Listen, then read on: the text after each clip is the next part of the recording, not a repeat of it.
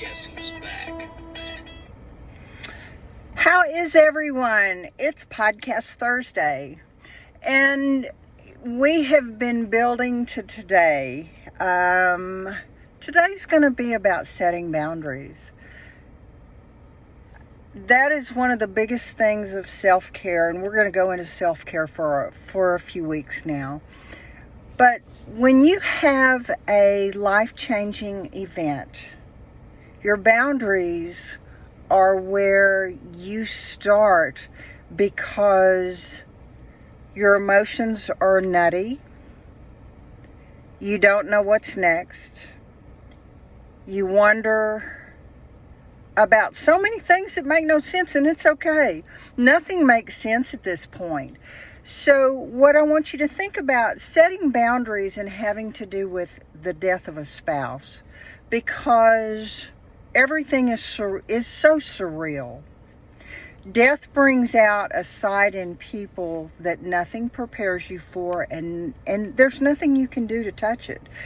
You know, there's going to be behaviors that surface, and you have to survive that moment in time when you still don't know what's fully happening, and you're addressing things that come up as they come up. The beginning of this podcast is there to give you resources when you're at your most vulnerable. These resources will allow you to build a safety net, and you may or may not agree with any of it. You may disagree with everything, but there is no manual when a spouse dies. You are hit with life has changed. And when life changed for me, he came home for lunch.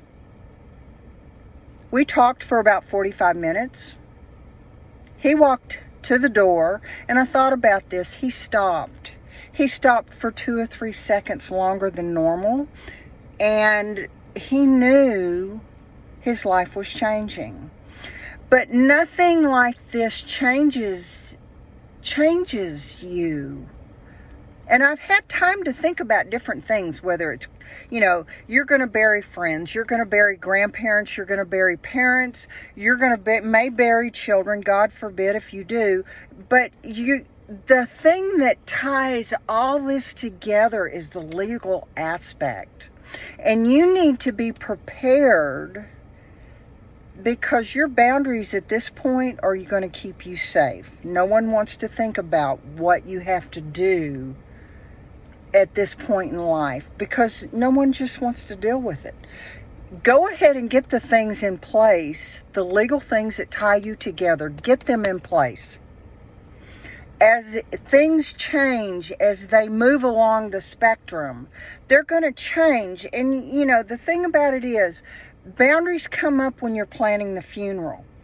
Text messages now, you used to not have text messages, it was phone calls. The spouse has the final say in everything. If there's children involved, what starts the legal prep? And all this hits you depending on how your mind works. You know what? You need to know these areas, and it's personal, it's business. There has to be communication. I found out so many things that just were not talked about. And yes, we were married 11 and a half years, and at this point, we were in our 50s when we married. Grown children, businesses.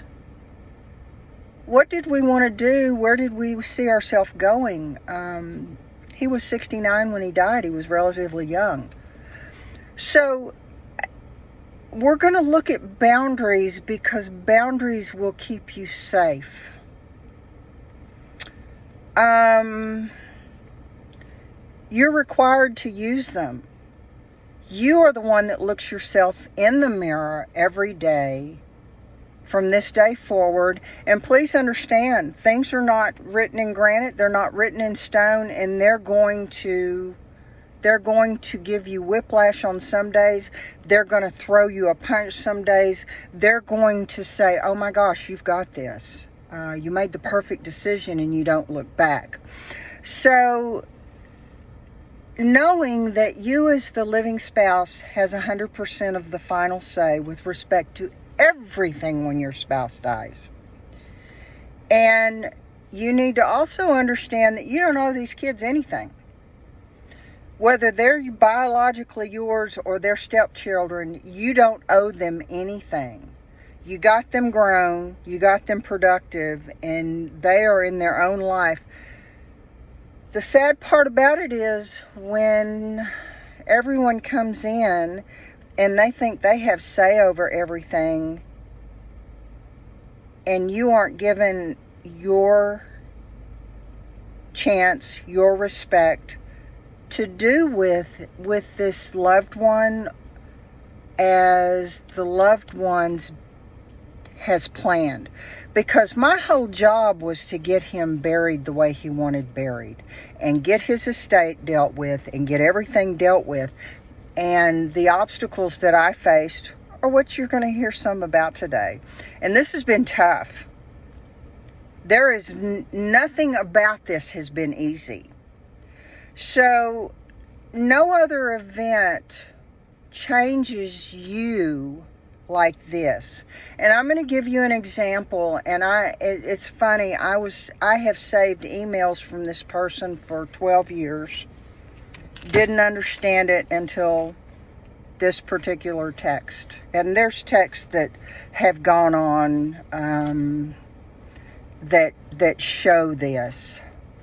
So his daughter, Charlotte Landry, did not get her way. She was my 47-year-old stepdaughter. She had a 12-year-old child.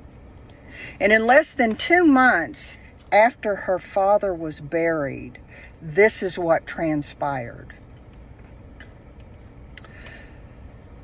Let me back up for a minute, because the day that Larry died, and I went out to the job site where he died, got out of the car, I called friends, and they took me to where he passed away.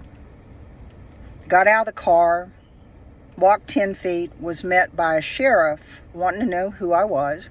Normal stuff. And then this is how this started before I ever went any further. He hates you so much, and the he that he was talking about was Larry's son, my stepson, Jeff.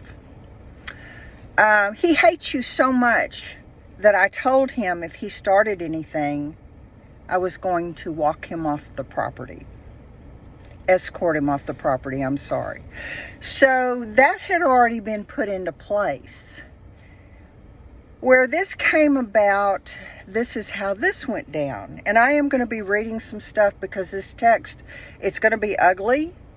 You may not agree with anything that's going on. You may agree with everything, but these are some of the real events that transpire. His daughter, Charlotte, threw a fit. And this was her behavior, and her behavior was backed up with emails that I had saved. Didn't know why I saved them, found out why I saved them at this. She had wrecked her Jeep, wanted to know if she could use the work truck. And I was paying tens of thousands of dollars out to pay his bills. So every cent that I was doing was going towards debt. I was told by these children how things would go. And I'm not perfect by any means, but I did live day to day with this man, and I did have a clue with things that he told me. And his children didn't make time for him. They didn't come to see him unless they wanted something. But I wasn't given a moment to get things organized, to get my thoughts organized, to see what I wanted to do. Nor was I allowed, and my whole plan was to put all his stuff in the living room and give them 2 hours to come say bye to their dad and get the stuff that they wanted. I wasn't allowed to share that. Nothing is ever perfect, and coexistence sometimes is a crapshoot. His children never had anything to do with me, which was their choice. I was excited that, he talked so highly about his family. I was excited I was getting children. You either get along with stepchildren or you don't. They get along with you. It doesn't matter if they're adults. It doesn't matter if they're little children.